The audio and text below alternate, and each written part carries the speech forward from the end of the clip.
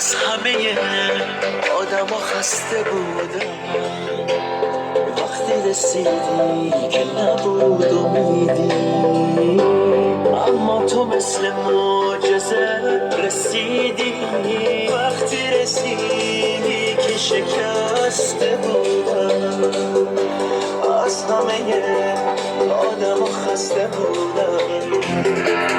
بعد یه عالم عشق و بغض و فریاد خدا تو رو برای من فرستاد.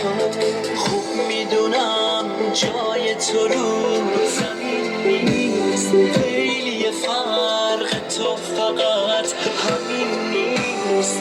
آدمای قصه های گذشته به کسی مثل